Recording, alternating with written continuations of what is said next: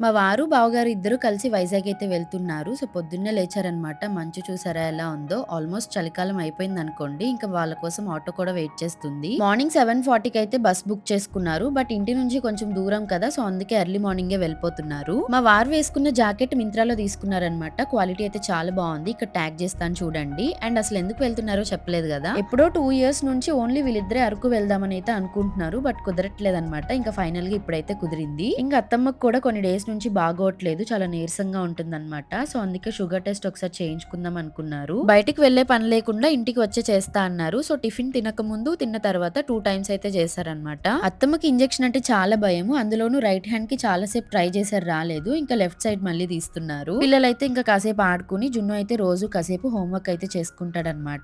ఎందుకంటే స్కూల్‌కి పంపియట్లేదు. కొన్ని రోజులైతే ఆగమన్నారు డాక్టరు. కొంచెం మంచిగా రికవర్ అయ్యేదాకా. ఇంట్లోనే ఇలా నేర్పిస్తున్నా అనమాట. పర్వాలేదు కొంచెం మంచిగానే క్యాచ్ చేసి నేర్చుకుంటున్నాడు. ఇంకా అలా వర్డ్స్ కూడా స్టార్ట్ అయినాయి వీడికి. నార్మల్ ఏబీసీడీలు అయితే పర్వాలేదు. ఈ వర్డ్సే కొంచెం వాడికి కష్టంగా ఉంటుంది. ఇవాళ అత్తమ్మ లంచ్‌కి చిక్కుడుకాయ ఫ్రై, పప్పుచారు అండ్ వడియాలు అయితే చేశారు. ఆల్మోస్ట్ అందరి ఫేవరెట్ కదా ఈ పప్పుచారు. ఓకే గైస్ నెక్స్ట్ వీడియోలో కలుసుకుందాం. Until then stay tune. Thank you all. Bye.